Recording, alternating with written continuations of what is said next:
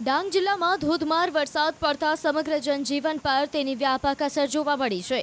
ભારે વરસાદના કારણે નદીઓમાં ઘોડાપૂર આવ્યું છે, તો જિલ્લાના નીચાણવાળા વિસ્તારો જળબંબાકાર થયા છે। પર્યટન સ્થળ સાપુતારામાં માત્ર 6 કલાકમાં 4 ઇંચ વરસાદ નોંધાયો, જેના કારણે નદી નાળાઓમાં પૂર જેવી સ્થિતિ સર્જાઈ છે।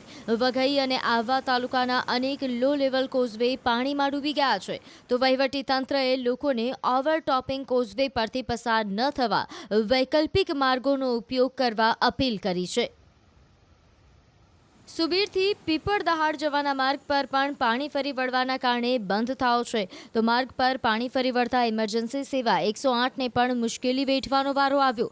વઘઈથી આહવા જતા ઘોઘલી ઘાટ પાસે શિવ ઘાટે રૌદ્ર સ્વરૂપ ધારણ કરતા રસ્તા પર પાણી થઈ ગયું, તો રોડ પર આવેલા ધોધમાં રાતથી જ પાણીનો પ્રવાહ વધતા મુખ્ય માર્ગ પર જળબંબાકારની સ્થિતિ છે, જેના કારણે વાહન ચાલકોને ભારે મુશ્કેલી પડી રહી છે।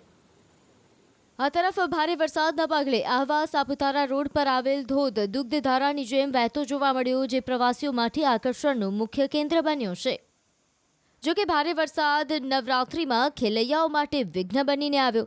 જિલ્લાના વડુમથક આહવામાં ગાજવીજ અને ભારે પવન સાથે વરસાદ પડ્યો। જોતામાં પોલીસ પરેડ ગ્રાઉન્ડમાં આયોજિત નવરાત્રિ મહોત્સવના ગરબાના મેદાનમાં પાણી ભરાઈ ગયા, જેના કારણે ખેલૈયાઓમાં નિરાશા જોવા મળી।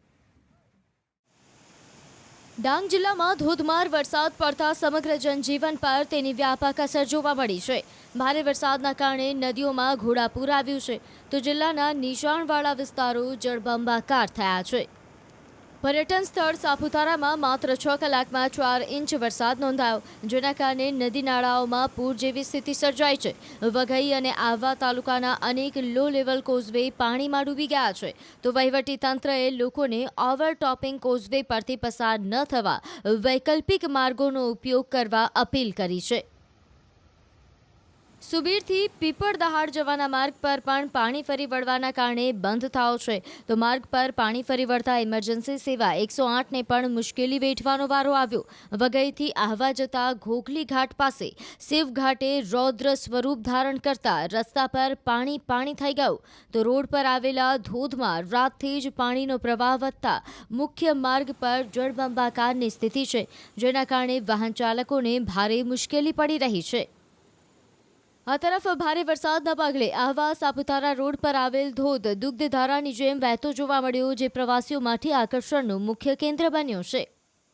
જો કે ભારે વરસાદ નવરાત્રિમાં ખેલૈયાઓ માટે વિઘ્ન બનીને આવ્યો। જિલ્લાના વડુમથક આહવામાં ગાજવીજ અને ભારે પવન સાથે વરસાદ પડ્યો। જોતામાં પોલીસ પરેડ ગ્રાઉન્ડમાં આયોજિત નવરાત્રિ મહોત્સવના ગરબાના મેદાનમાં પાણી ભરાઈ ગયા, જેના કારણે ખેલૈયાઓમાં નિરાશા જોવા મળી।